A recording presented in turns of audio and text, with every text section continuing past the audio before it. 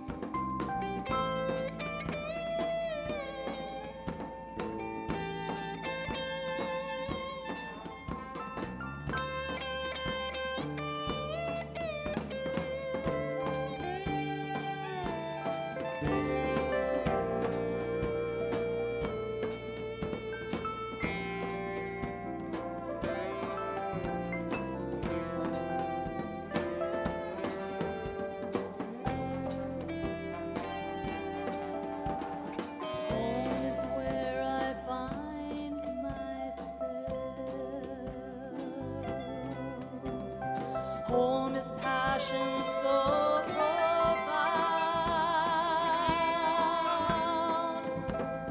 Home is twilight ebbing, flowing. Homeward here, homeward bound.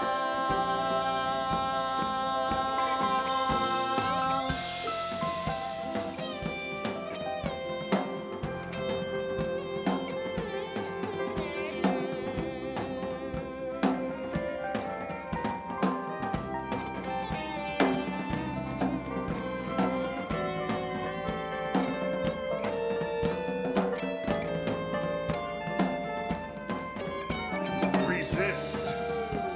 Rejoice.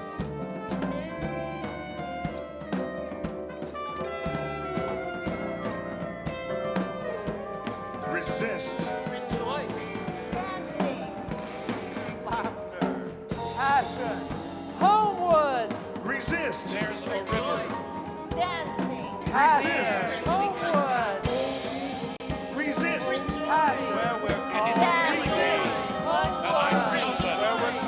passion, And it's telling me that I'm so Resist. and it's telling me Resist. that I'm Resist.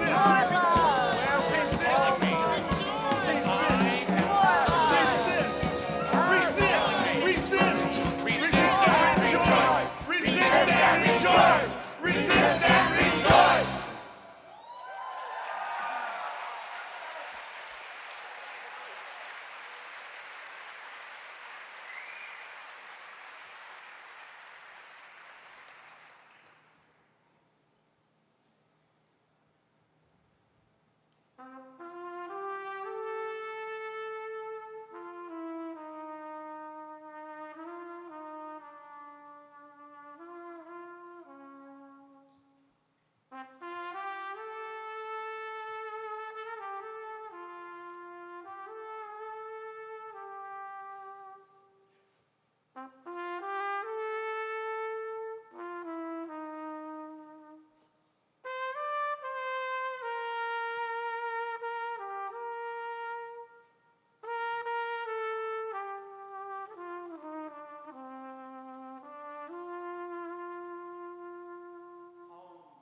Place of comfort. And life has a way of taking us out of our comfort zone. 12 years ago, after Hurricane Katrina, most in this city lost their homes to the federal flood of 2005, experiencing an extended stay far out of the zone of comfort. For many, that stay is permanent. For some, because they chose not to return. For others, because they could not afford to return. And for still others, because systems of oppression in government and private enterprise denied their return. Some families were denied their homes of many generations because they could not produce a paper title.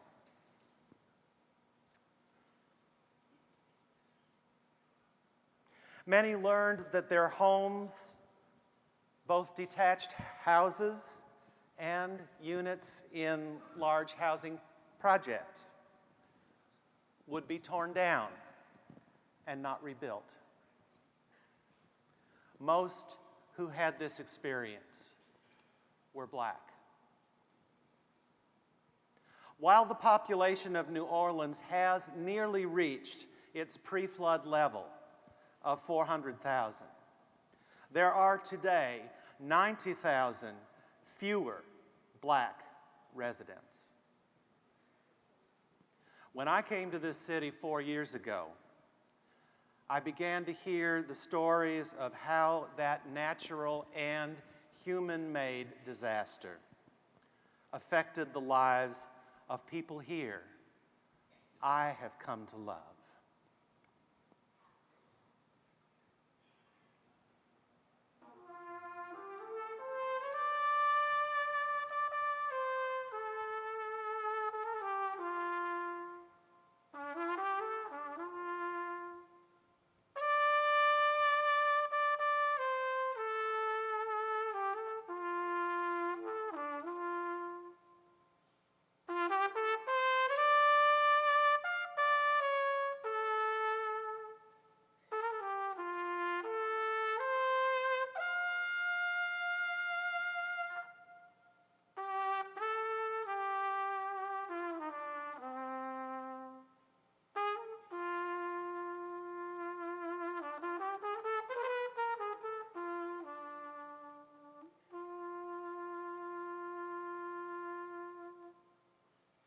The federal flood moved all in this city out of the zone of comfort. As the waters receded, they revealed submerged issues of justice, power, and faith, of oppressions and how they intersect with each other and impact our collective stewardship of the land and water we live on, of privileges and how they enable us to look away or to seize control. After the flood, those who were here recall the eerie, uncanny silence of the city. No engines, no lights, no birds, no children. The kind of silence that makes you listen.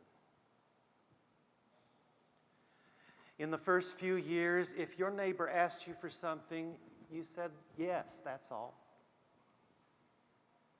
And for years after, on that day, August 29th, everyday conversations, even with strangers, stopped to include a few minutes of listening to each other's stories, of where you were and where you went,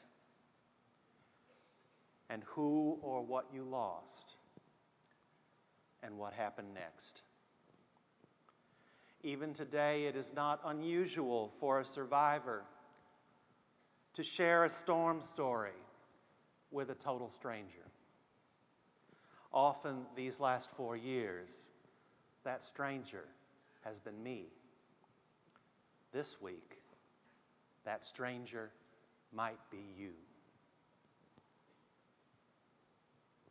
Outside the zone of comfort, there come invitations to learn, to stretch our awareness, our knowledge of ourselves and our neighbors, of privilege and oppression, of ourselves, of systemic injustice, and how oppressions intersect, and of how evil may be resisted through faith and power and justice. Outside the zone of comfort, New Orleans' 3 small Unitarian Universalist congregations ceased competing and learned to be in right relationship. And I have been blessed to learn from New Orleans Unitarian Universalists about how to lean into discomfort in order to stay in right relationship. I invite you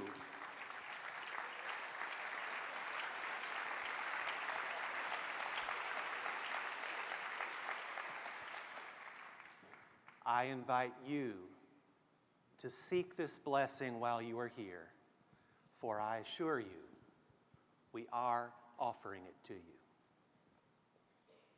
I invite you to wonder with me, how do we get to that place of radical and holy discomfort without reenacting disaster? How do we awaken every day our capacity to look and look deeply, to listen and listen deeply? How do we connect head, heart, and hands in the service of faith and power and justice? At its founding, what is now First Unitarian Universalist Church of New Orleans was known as the Strangers' Church, and we have a tradition of greeting strangers as friends. Please turn now, look and listen and smile and greet your neighbors and take your neighbors by the hand.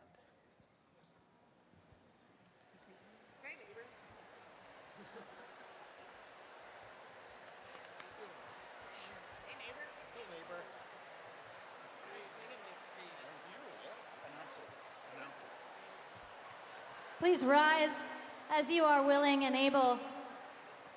Remaining hand in hand, join us in spirit and sing.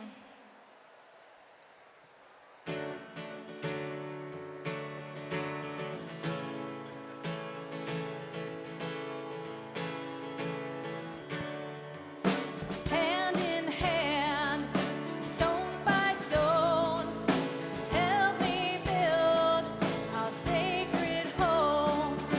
Hand in hand, stone by stone, help me build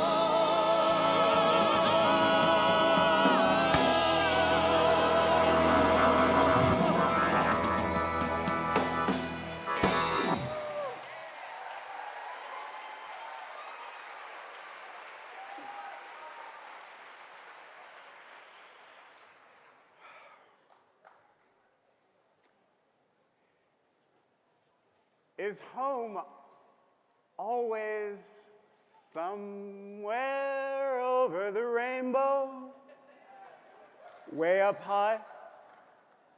Perhaps in a foreign land, perhaps here. When my dad's parents, Henri and Lorraine, emigrated from Haiti in the 1970s, they were looking for a home that could offer them the opportunities that were always just beyond their reach in their native land. Haiti has been racked by centuries of oppression, embargo, ecological devastation, and dictatorship neglect. My grandparents left the political and economic turmoil to start a new life in the United States, coming here as generations had before and after them. They recreated themselves and their children in New York City. They worked hard, they learned English, and they established a new home here in the United States. And in this process, they added their spices, language, colorful art, blood, sweat, and tears to the extravagant bounty of this country. Their children took various paths in this life.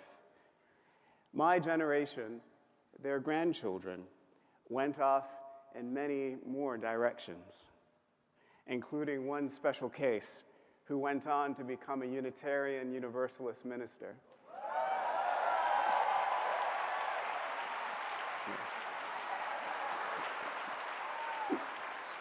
And we're just beginning to learn what paths their great-grandchildren might take in this land.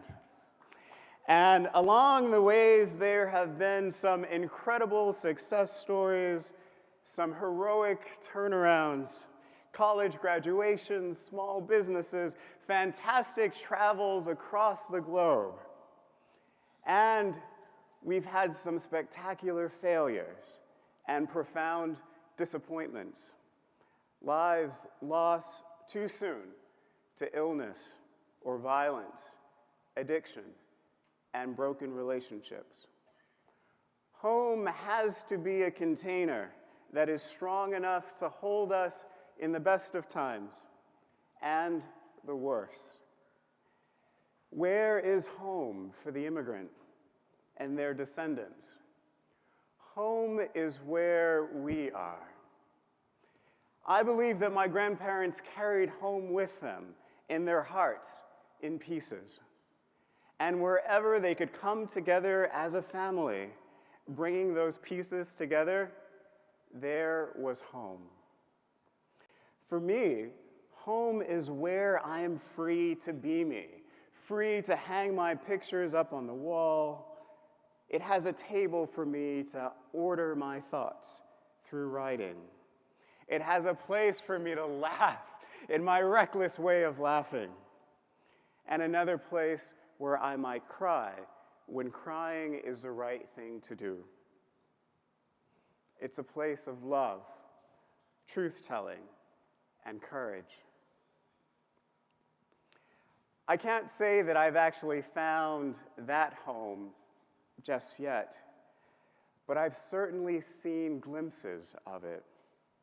Unitarian Universalism has offered some tantalizing bits of home. It's done that for me over the years. And at other times, it's made me wonder. There's no place quite like home. And in a way, that notion makes me fearless as I seek it out. New Orleans is a great city, a city that has been home to people for countless generations. First to the indigenous peoples of this land, of the Americas, then the Spanish and French colonists, enslaved Africans, Haitian exiles, Vietnamese immigrants, second, third, and fourth generation Irish,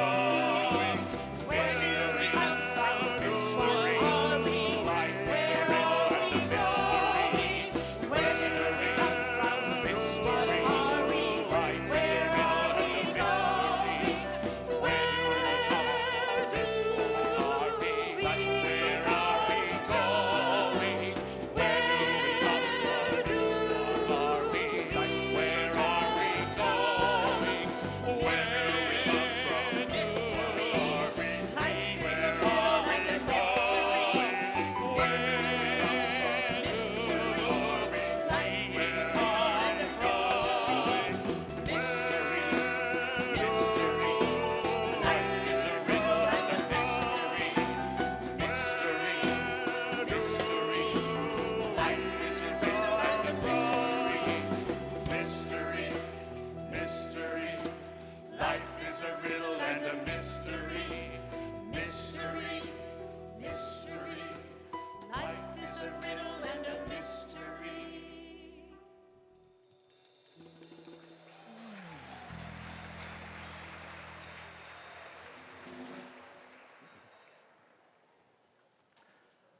Like most people, when I was a child, my parents and teachers taught me how important it is to always tell the truth. But sometimes telling the truth about ourselves isn't easy. In fact, it can be downright dangerous. When I was a young boy, yes, boy, I often used to pray to the God of my understanding, "Please, God, make me a girl." This was the truth about myself that I couldn't tell to anyone else for over 50 years. During those years, the life I was living was not as honest as I would have wanted. Perhaps if I had found a Unitarian Universalist community earlier, I would have been able to share my deepest truth before I did. Eventually, though, the truth refused to be hidden any longer, and I found the courage to share my pain with a few other people, and eventually the whole world.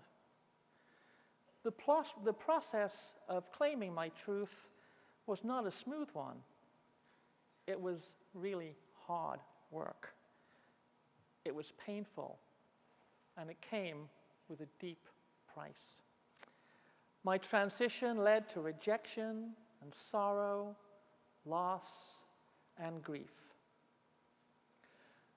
In the end, though, I discovered another secret that I had been carrying, a secret I didn't even know about myself. And that secret was my ability just to love and to share my love with strangers. The ability to share someone else's pain, to be a comforting presence for those whose voices need to be heard. These are some of the other gifts I didn't realize I had until after I felt the knives of prejudice, anger, and fear against my own bare skin. Until I realized that so many others, millions of others, bear the scars of such things from the earliest moments of their being, I wasn't able to love as fully as I do right now. During my difficult but joyful transition, I began to ask myself questions about our country and who I am. And it was during my gender transition that I finally discovered Unitarian Universalism. Within a few short years of becoming a Unitarian Universalist, I heeded an irresistible call to ministry. That call has opened up for me a door to telling not just my truth, but to sharing my truth and our truths with love and with compassion.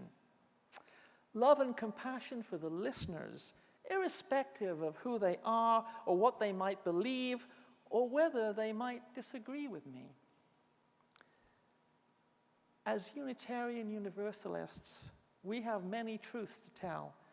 Truths about justice, liberty, equality, compassion, and human rights for every single person. Yet in the past couple of years, and especially more recently, during the unusual times in which we find ourselves now living, our shared truths as Unitarian Universalists appear to have been lost on those who do not share our vision of the world or our country. Our views on religion, our views on peace and justice and how to achieve it. These truths need to fall on fertile ground during times like these. Is it possible that our sadness that people don't agree with us is self-inflicted? Should we have paid more attention to those both within and outside Unitarian Universalism who did not then and do not now agree with the majority of Unitarian Universalists?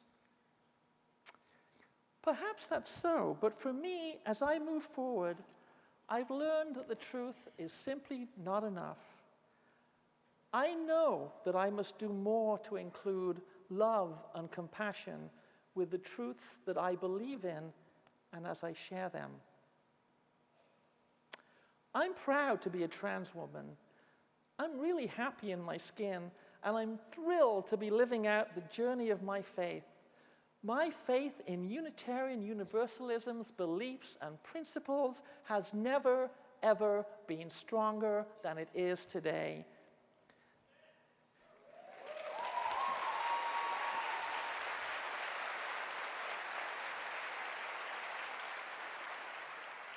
Just using a public restroom is one example for me of an act of faith that the God of my understanding loves me. And in that faith, I can find the courage to love back.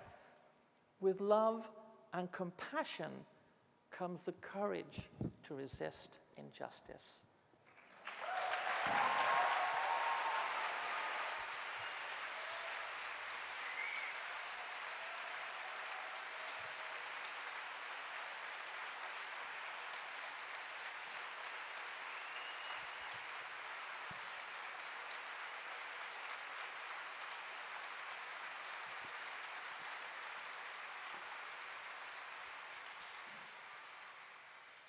Unitarian Universalist Musicians Network member Scott Rowe has written this beautiful song, Resist, to accompany our call for compassion in the face of injustice.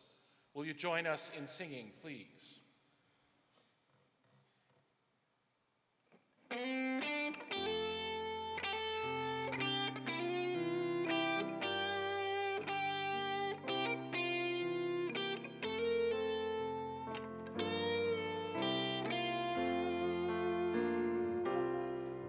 As the world grows dark with gathering rain, our ship falters at sea.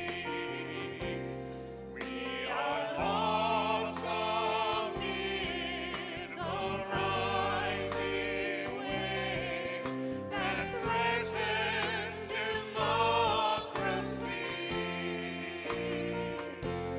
Our hopes and dreams alight, we'll chart our course by the light. In the coming years, resist the fears that threaten humanity. As the shadows spread around the earth, there's soon nowhere to flee. We will ease the suffering and ease the hatred that threatens community. Our hearts and hands will unite. We'll sing for all that is right. In the coming years, resist the fears that threaten humanity.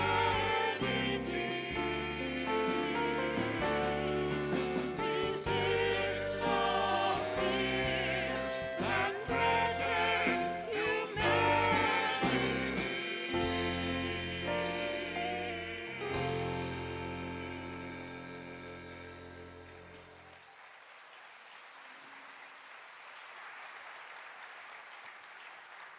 Though we tremble before uncertain futures, may we meet illness, death, and adversity with strength. May we dance in the face of our fears, writes trailblazer Gloria Andalsua, who knew a thing or two about courage. Courage requires both vulnerability and careful strategy. I am not unlike other people of color in mostly white company in that I don't often show my full self. I'm guarded, not inauthentic, because the me that is learned to navigate mostly white spaces definitely is part of me. It just isn't my whole self. To bring my full self certainly would mean risking being misunderstood, but more than that, I would risk inviting even more harmful words and behaviors into my day. Each day is an ever exhausting dance of negotiating each interaction and conversation. How much of me do I allow this person or group to see? How much of that decision is about risking vulnerability, and how much is about self-preservation? Hundreds of times a day, I must ask myself, who benefits from this risk more? This time, does stepping out into the unknown or withholding my full self simply serve to alleviate the discomfort of another? Or does it bring me closer to true freedom? Courage is not demanding safety when confronting annoyance of having one's haughty and long-held answers questioned. It is incompatible with despair. Courage is not becoming defensive or insisting on being viewed as an individual when the privileges of membership in a dominant group are brought to light. Rather, courage recognizes that growth insists on a willingness to be utterly transformed. Courage is not believing that anyone is quote unquote helping or coming to the quote unquote assistance of members of marginalized groups. Rather, it is recognizing that the need to play savior comes from the societal brainwashing caused by systems that convince some they are superior over others.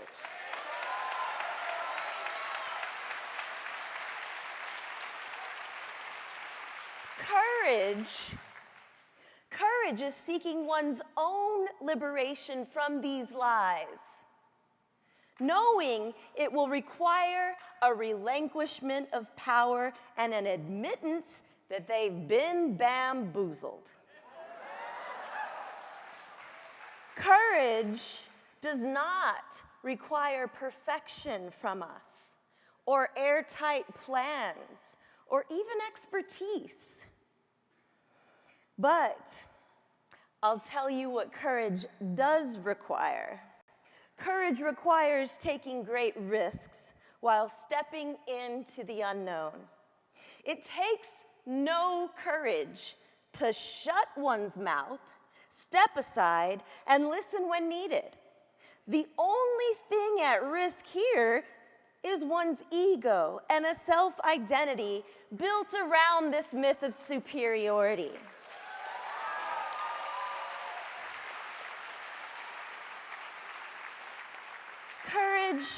Courage does not ask us to stop trembling. It asks us to find ways to incorporate our trembles into our dance. Courage, the faithful companion of hope, keeps us going, traveling into the unknown, knowing that both smooth sailing and rough waters are ahead. Courage is sticking around when the quote we and the quote us are spoken in contexts that clearly don't mean me. Courage is claiming this faith as home when nearly everything around me says that I'm out of place. Yet everything inside me says I am at home.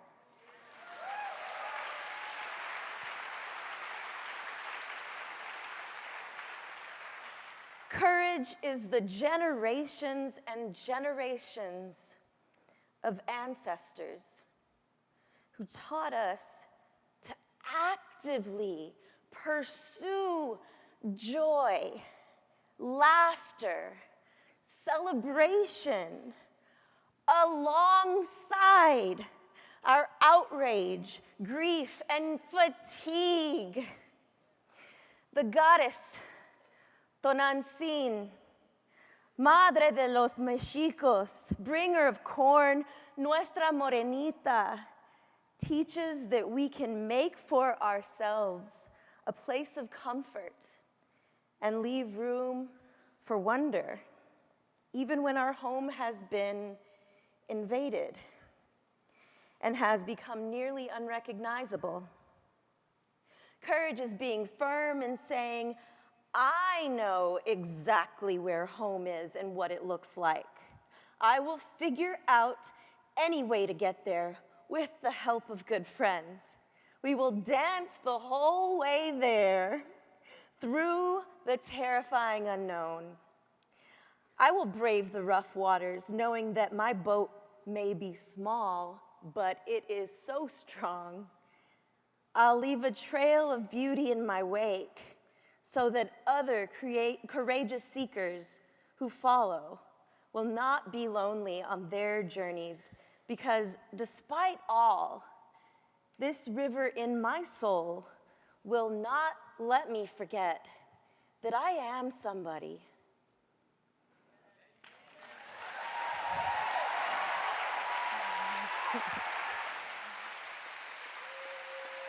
Brava.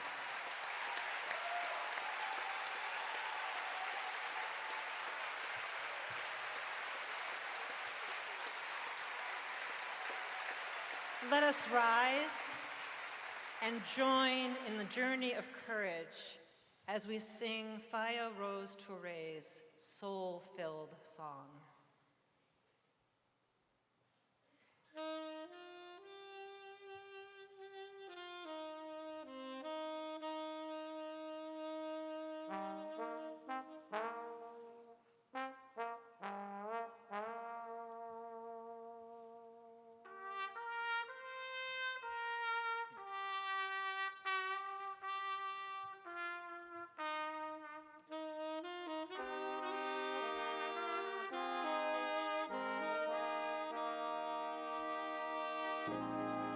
There's a river flowing in my soul.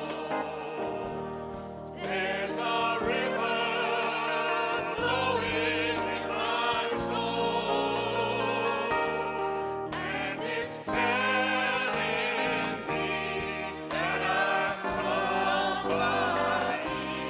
There's a river flowing in my soul. There's a river flowing in my heart. There's a river flowing in my heart, and it's telling me that I'm somebody. There's a river flowing in my heart. There's a river flowing in my soul. There's a river flowing in my soul, and it's telling me that I'm somebody. There's a river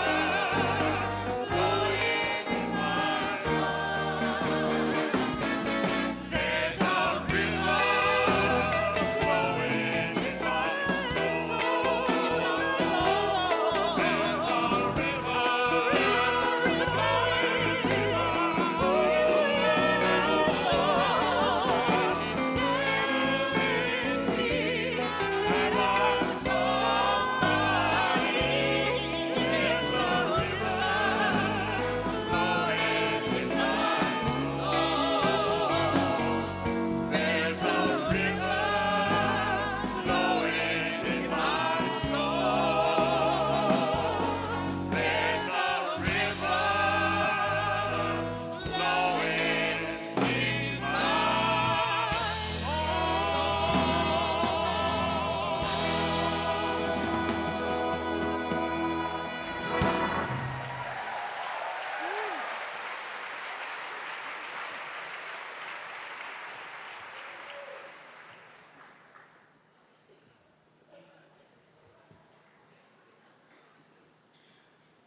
It took a river of ancestors to bring us here together today, gathering on the banks of the Mississippi River. A river that represents bondage as well as liberation. A river that symbolizes wealth of spirit and of faith. A river that is both cataclysmic and yet can bring healing balm to the soul. A river that is a manifestation of the blood that runs through all of our veins. A river that serves as a conduit of diverse culture and religion that force us to accept, embrace, and even love difference. A river of ancestors who offered us gifts of courage and heart, compassion and hope, have brought us to this place and this time together. A river that has so many stories to tell. We have heard 4 stories out of thousands, stories of us, stories of understanding, love, courage, and home. And there are so many more stories to tell. Let us resist any narrative that tells us we are alone, that any one of us has pulled ourselves up all by ourselves.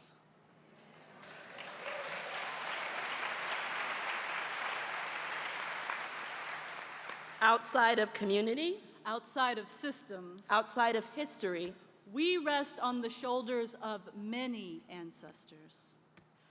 we rejoice in our interdependent web of existence across space and time.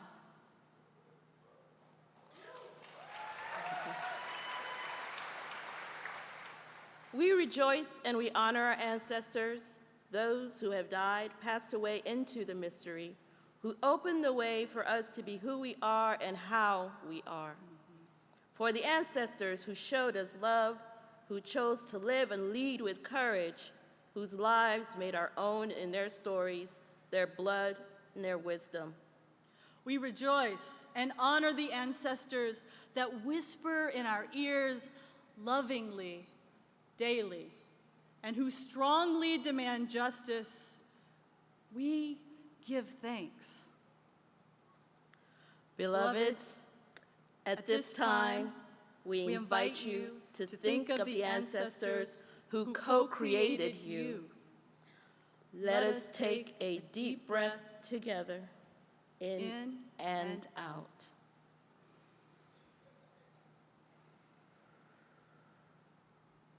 And again.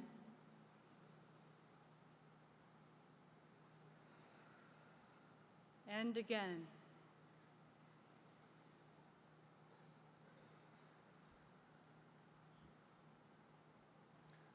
Earlier, we poured libation to honor those who have come before us. We invite you to continue to fill this room with their names, with their stories, and with our gratitude. We give thanks. We give thanks. And the people say, We give thanks.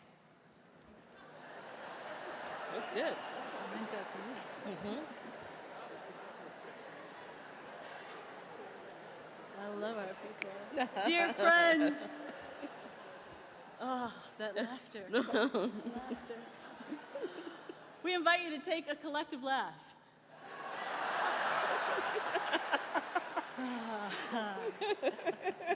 Thank you, Loretta, for this one. And a deep collective breath. Settle gently into the place where you are. Allow your heart to soften into this moment.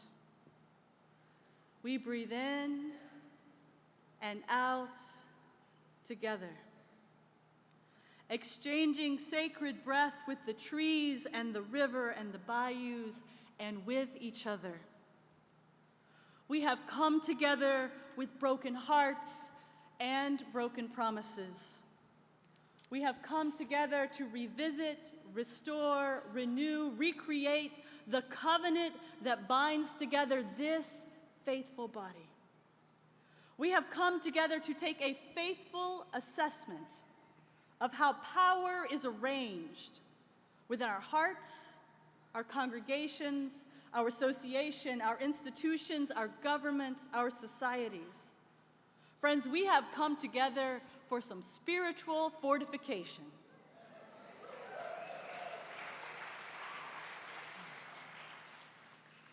We breathe in and out together, exchanging sacred breath with the trees and the river and the bayous and with each other.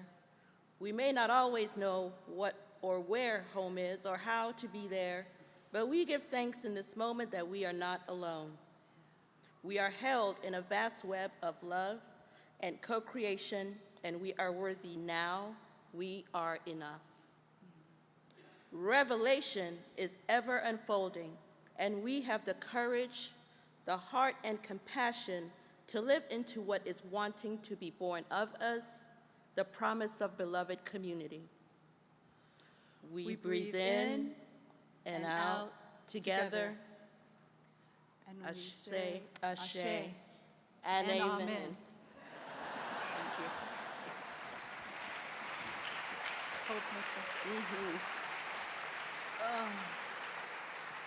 you. In this time and in this place, we invite forward our precious leaders to light the chalice in the power of grace.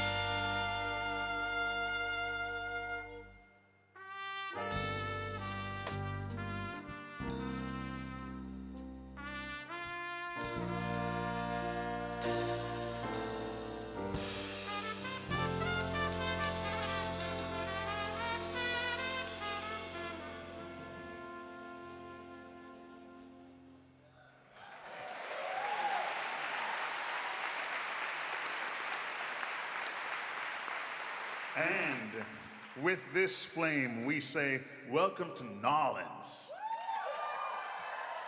We send you off this evening with this song written by Rabbi Shoshana Meira Friedman, first sung at the National Cathedral in Washington, D.C., to lift up Pope Francis' call to action on climate change. The tide is rising, and so are we. Please rise in body or spirit as you're able and join me in singing, The Tide is Rising. The tide is rising.